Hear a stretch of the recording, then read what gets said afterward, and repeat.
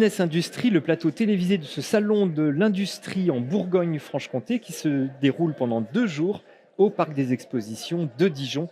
200 exposants réunis et sur ce plateau, pendant ces 2 jours, eh bien, les acteurs de l'économie avec lesquels j'ai le plaisir d'échanger sur les grands enjeux qui touchent à l'industrie d'aujourd'hui et de demain.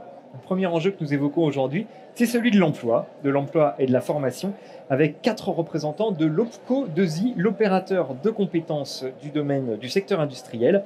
On va en particulier vous présenter pendant cette séquence une étude inédite sur les emplois et les compétences dans l'industrie en Bourgogne-Franche-Comté. Bonjour Timothée Hill. Vous êtes responsable du pôle stratégie et action territoriale à l'OPCO 2I Bourgogne-Franche-Comté. Rappelez-nous pour commencer ce qu'est l'OPCO 2I et quelles sont ses missions. Ah, c'est pas à vous finalement, autant pour moi. Donc je vous présente du coup Lionel Salvi, directeur régional de l'OPCO 2I. Bonjour. OPCO 2I, c'est l'opérateur de compétences interindustrielles qui anticipe, développe et met à disposition les compétences nécessaires aux évolutions de l'industrie. Alors pour ça, on informe, on conseille et on accompagne nos entreprises dans leurs projets de formation, mais aussi de recrutement. Nous accompagnons le développement des compétences des salariés de ces entreprises pour faire face aux anticipations et aux évolutions des métiers et aussi aux nouveaux défis environnementaux, digitaux notamment. Nous présentons la diversité des métiers de l'industrie auprès du grand public. Nous finançons et facilitons l'apprentissage et la professionnalisation des jeunes. Nous anticipons les métiers et les compétences pour que l'industrie se prépare aux métiers de demain. Et puis enfin, nous proposons des certifications permettant une meilleure insertion et rapide de façon professionnelle. Donc, c'est tout ça que vous pourrez voir, pardonnez-moi, autour de ces 2 journées. Ouais, donc un travail autour de l'image, de l'attractivité des métiers et puis bien entendu de la formation et de la certification.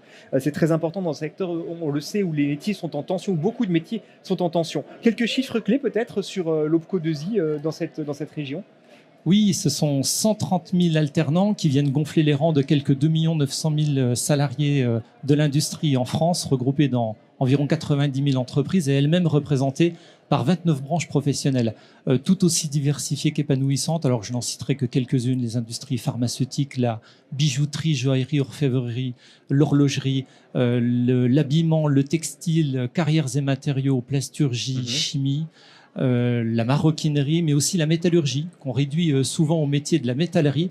Alors, pas uniquement la métallurgie, ce sont également des métiers de l'électronique, des métiers de l'industrie aéronautique, aérospatiale, des métiers du nucléaire, des métiers porteurs qui sont historiquement maîtrisés. Je pense au secteur de la lunetterie, des métiers liés aux industries de mobilité, automobile, ferroviaire, cycle, motocycle notamment. Donc c'est autant de diversité que nous pouvons valoriser. Nous pouvons accompagner aujourd'hui une entreprise qui développe des cycles, des cuves en inox qui vont accueillir des grands vins de Bourgogne et demain accompagner une entreprise qui fait de la fonderie d'art qui va orner les cloches de nos vaches comtoises par exemple. Donc l'industrie, elle est présente tous les jours dans notre quotidien et sans même que l'on en s'en rende compte. Merci d'avoir rappelé effectivement la diversité des activités dans l'industrie, des métiers et des productions dont on a un aperçu sur ce salon régional de l'industrie ici à Dijon. Jean-Paul Guy, vous êtes président de la commission territoire de l'OPCO. Oh là, on a des effets Larsen. Président de la commission territoire de l'OPCO 2I, Bourgogne-Franche-Comté. Quel est le rôle de cette commission ? Alors, le rôle de la commission territoire paritaire est de s'assurer de la mise en œuvre et du suivi des décisions du conseil d'administration en région, de la réalisation des objectifs quantitatifs et qualitatifs de l'activité, des engagements régionaux par dispositif de formation, de la qualité de services de proximité aux entreprises, des actions portant sur la promotion et l'attractivité des métiers au niveau industriel sur le territoire, des conventions conclues par OPCO 2I en région avec les pouvoirs publics, les acteurs de l'emploi, de la formation et de l'orientation, de l'évolution des métiers et des compétences au niveau industriel sur le territoire. Dans le cadre de cette commission, vous avez décidé la réalisation d'une étude sur l'emploi et les compétences dans l'industrie en Bourgogne-Franche-Comté. Quel était votre objectif ? Alors, les membres de la commission territoire, au printemps 2023, ont émis le souhait de bénéficier d'une étude régionale dont le pilotage technique serait assuré par l'Observatoire des compétences d'industrie d'OPCO 2I. Concernant le cahier des charges proposé par la commission, il a été le suivant: dénombrer localiser et caractériser l'industrie en région, identifier les principaux marchés clients des entreprises de l'industrie, mesurer les besoins en métiers et en compétences des industries, identifier les principaux enjeux et tendances de fond, projeter les besoins en compétences des entreprises de l'industrie à moyen terme, effectuer un état des lieux de l'offre de formation industrielle initiale et continue, analyser l'adéquation de la formation industrielle initiale et continue aux besoins des entreprises sur une sélection de métiers. L'importance de réaliser cette étude est donc de nous permettre de mieux cibler nos actions pour accompagner le développement industriel en matière d'emploi et de compétences. Alors Timothée Hill, je reviens vers vous du coup, et c'est le bon moment pour vous donner la parole. En tant que responsable du pôle stratégie et action territoriale de l'OPCO2I ici en Bourgogne-Franche-Comté, vous allez nous présenter les résultats de cette étude. Évidemment, nous les attendons. Comment cette étude est-elle construite ? Alors, tout d'abord, cette étude, elle est publiée aujourd'hui même sur le site de l'Observatoire Compétences Industrie. Il y a 2 volets principaux à cette étude. Premier volet, ça va être un panorama de l'interindustrie, des différentes branches de l'interindustrie en Bourgogne-Franche-Comté, et aussi des perspectives, notamment sous l'angle du territoire de la Bourgogne-Franche-Comté, de la place des différentes branches dans ce territoire, et évidemment des projections sur l'emploi et les compétences d'aujourd'hui et de demain. Le deuxième volet, très important également, parce que ça a été mentionné par Jean-Paul, c'est une analyse de l'adéquation entre les offres de formation et les besoins en compétences des industriels aujourd'hui. Pour cette partie, de manière générale, il y a eu un vrai recueil de données terrain auprès de plus de 400 industriels du territoire qui ont pu exprimer leurs besoins. J'y reviendrai un petit peu après. Alors sur le premier sujet, le premier point, donc je rappelle le panorama et les perspectives, une sorte d'état des lieux en fait, quels sont les principaux enseignements ? Alors, si on commence par les enseignements liés au contexte régional de la Bourgogne-Franche-Comté, qui ont un impact sur l'emploi industriel, premièrement, c'est le côté rural de notre région.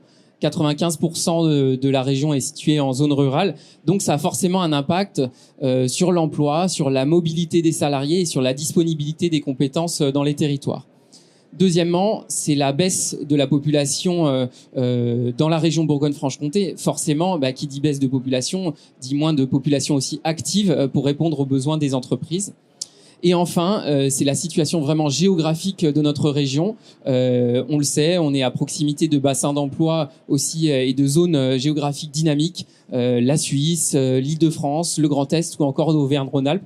Ce qui fait que une spécificité, c'est que nous avons presque 10% des personnes qui vivent en Bourgogne-Franche-Comté qui travaillent dans une autre région. C'est 2 fois plus que la moyenne nationale. Alors ça, c'est le portrait géographique et démographique. C'est les éléments de contexte qui sont évidemment très, très importants pour comprendre comment se comporte l'emploi industriel dans notre région. Si on devait le résumer finalement, cet emploi industriel, vous diriez quoi ? Alors, si on prend en compte le périmètre OPCO2I qui a été mentionné par Lionel, ça représente plus de 5000 établissements d'entreprises industrielles qui représentent 140 000 emplois. Ça représente 13-14% de l'emploi salarié en Bourgogne-Franche-Comté, c'est-à-dire qu'on est une des régions les plus industrielles de France quand on considère la part de l'emploi de l'industrie dans l'emploi total. Également, une spécificité forte qui caractérise l'industrie en Bourgogne-Franche-Comté, c'est que nous sommes une région de production. On a à peu près presque 50% des emplois qui sont en production, 49% pour être exact, ce qui est 11 points de plus que la moyenne nationale. Et enfin, on va avoir quelques disparités, évidemment, sur la place de l'industrie entre les différents départements. Si on prend le Doubs et la Saône-et-Loire, on est quasiment à 40% de l'emploi des industriels avec ces 2 départements-là. Voilà, ces 2 départements pèsent 40% de l'emploi industriel de la région. Ouais. Est-ce que, alors ça, ce sont les différences territoriales, est-ce qu'il y a des différences sectorielles ? Oui, absolument. Comme dans le reste de la France, la métallurgie va être la branche la plus représentée, mais elle est aussi surreprésentée en Bourgogne-Franche-Comté par rapport à la moyenne nationale, puisque ça pèse pour à peu près 64% de l'emploi salarié des 140 000 emplois que j'ai mentionnés tout à l'heure. Ensuite, on peut ajouter la plasturgie, qui est elle aussi surreprésentée dans notre région, avec une part plus élevée qu'au niveau national. La chimie, avec ces 3 branches-là, on arrive à 75% de nos 140 000 emplois.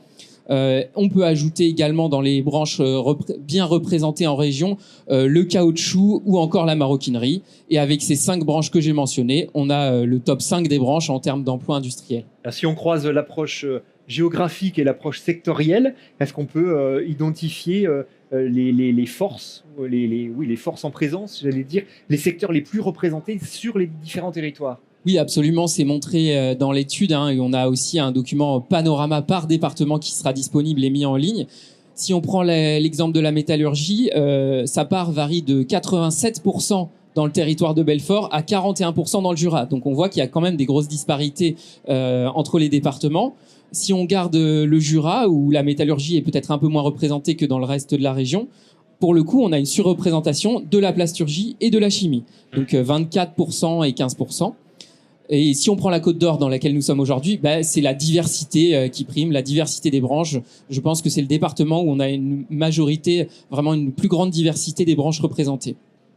Par exemple, dans ce département, on a le caoutchouc qui est bien représenté avec 6%. Et si on prend Lyon, on va avoir plus une spécificité sur le papier carton qui est plus représenté que dans le reste de notre région. Si on prend une autre industrie comme l'industrie pharmaceutique, elle va plutôt être liée aux grands pôles universitaires que sont Dijon et Besançon, donc surreprésentés dans la Côte d'Or et le Doubs. C'est vraiment important de savoir tout ça pour construire des offres de formation adaptées aux besoins locaux. Alors justement, les entreprises que vous avez interrogées pendant cette enquête, que vous ont-elles remonté? Quels sont finalement les besoins, les priorités qu'elles ont exprimées?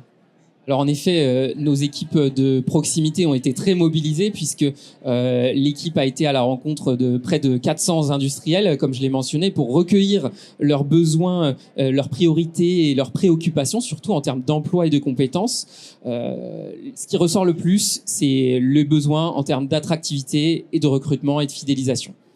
84% des entreprises interrogées ont placé en numéro 1 cette priorité-là, l'attractivité et la fidélisation. Ensuite, la priorité numéro 2, qui arrive aux 2 tiers, 67% des entreprises l'ont placé comme très élevé, c'est les enjeux de performance, d'innovation ou de diversification. Et on est au bon endroit pour en parler aujourd'hui également. Et enfin, la 3e préoccupation, non des moindres aussi, c'est celle de la conception et l'élaboration de produits plus respectueux de l'environnement et de la transition écologique de manière générale, avec 60% des entreprises qui ont mis cette préoccupation. Et sur ce dernier point, évidemment, OPCO2I a une offre dédiée sur les transitions numériques et aussi écologiques, évidemment. On va beaucoup parler ici des questions de ressources humaines, d'emploi et de formation pendant ces 2 jours. Sur ce sujet précis que vous évoquiez en premier point, donc du recrutement, des difficultés de recrutement, quelles sont vraiment précisément les préoccupations des industriels aujourd'hui? Quelles sont leurs problématiques? Sur ce point, nous nous sommes basés évidemment sur aussi les données de France Travail, de l'enquête besoin en main-d'œuvre. Les recrutements sont évidemment perçus comme difficiles, un tout petit peu plus difficiles que dans le reste de la France d'ailleurs, à 2 points de plus. Là, les principales causes, c'est premièrement le manque de candidats pour près de 80% des entreprises. Deuxièmement, les compétences qui ne seraient pas adaptées à ce que recherche l'entreprise. Parfois, on peut rechercher aussi des compétences très spécifiques qui ne sont pas disponibles sur le territoire. Et enfin, c'est la localisation géographique. Et là, on ferait le lien avec ce que j'ai dit plus tôt sur le caractère rural de la région Bourgogne-Franche-Comté. Pourtant, et ça c'est très important de le noter, les besoins en recrutement sont très forts. L'étude a fait des projections sur les besoins. Dans les 5 ans à venir, c'est près de 80 000 recrutements qu'il va falloir réaliser dans les entreprises industrielles. Si on ramène ça aux 140 000 emplois actuellement, c'est plus de la moitié des effectifs en fait qui seront renouvelés dans les 5 ans à venir. Alors pour ça, on l'explique par des mobilités, des départs à la retraite ou encore des créations de postes dans certains secteurs. Donc sur ces volets-là, OPCO2I est vraiment à la manœuvre avec aussi tous ses partenaires pour accompagner sur l'emploi. Sur les 80 000, on a une idée de ce qui touche au renouvellement et ce qui touche à la création nette d'emplois. Oui, sur l'étude l'affiche évidemment, la majorité ça va être du renouvellement, enfin de la mobilité des salariés qui vont changer d'entreprise ou bien quitter le secteur industriel qu'il va falloir remplacer. Donc là, on est sur la majorité, près de 70%, je pense, des emplois. Ensuite, on va avoir les renouvellements des départs suite à départ à la retraite et enfin des créations de postes dans les métiers notamment les plus en tension. Quels sont les métiers justement qui expriment les plus forts besoins de compétences?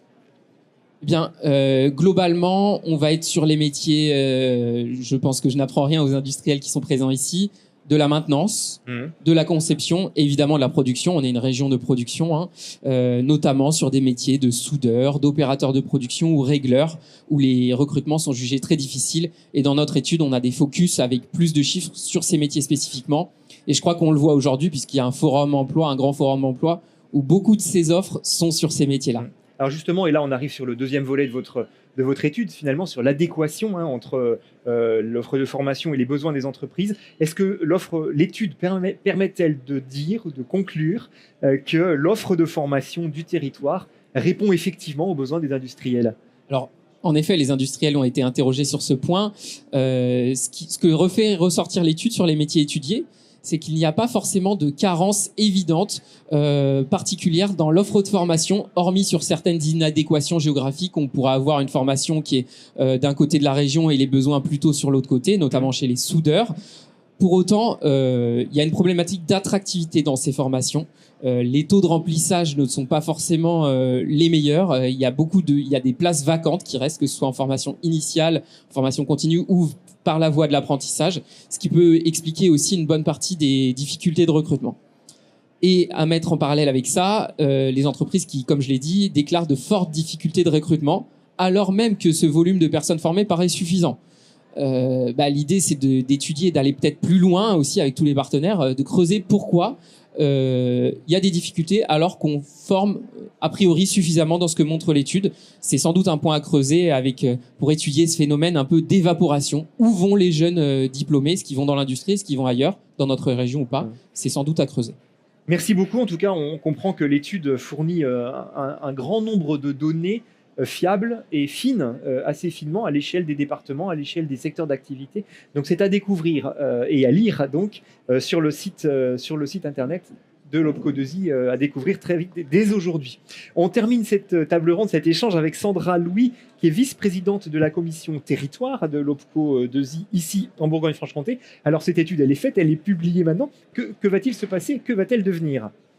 Alors bonjour. Alors effectivement, cette étude, elle est importante pour nous et elle n'a pas du tout vocation à rester sur l'étagère, hein, d'autant plus que Timothée l'a souligné, on a des attentes des industriels qui ont été exprimées et qui sont fortes, notamment sur le thème du recrutement, puisqu'on a beaucoup de postes qui aujourd'hui restent structurellement non pourvus, et puis sur le thème de l'attractivité. Donc bien évidemment, l'OPCO, ça fait quand même partie de ses missions et ça fait très longtemps qu'il travaille sur ces sujets. Vous avez peut-être vu ces derniers jours fleurir à Dijon, au cinéma, dans la ville, dans la région de façon générale, la campagne de communication avec l'industrie. Donc ça fait partie du déploiement des outils qui sont en cours.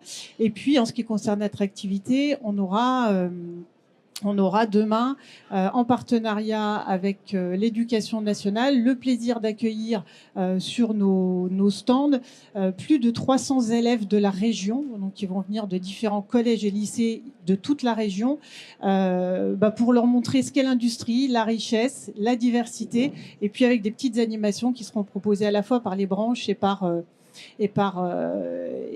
les entreprises qui seront présentes. Et puis on a aussi à plus long terme, je dirais, la volonté de pouvoir décliner les résultats de cette étude dans un plan d'action. Et on va pour ça organiser l'année prochaine une grande journée qui va réunir l'ensemble des parties prenantes dans une entreprise industrielle en avril 2026. Je fais un petit peu de teasing. Et l'idée, ça sera justement de travailler autour des résultats de cette étude pour mettre en place un plan d'action qui aura vocation à se déployer sur l'ensemble du territoire, puisque là encore, ça a été signalé tout à l'heure, mais on a une région qui est quand même très rurale.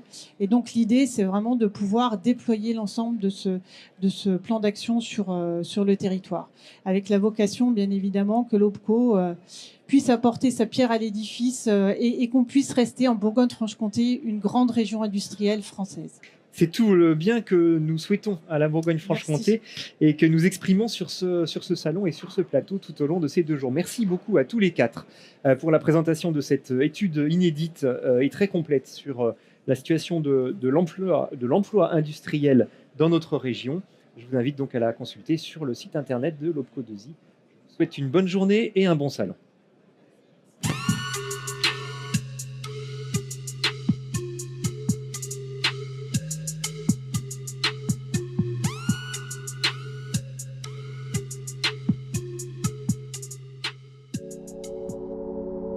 Notre monde change.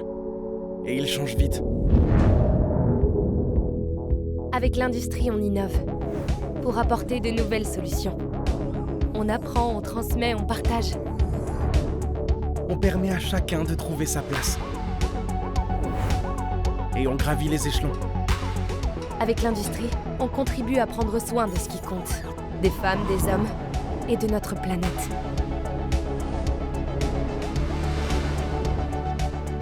Grâce aux 3 millions de salariés engagés dans nos 90 000 entreprises, on transforme le quotidien. Viens, on accélère avec l'industrie.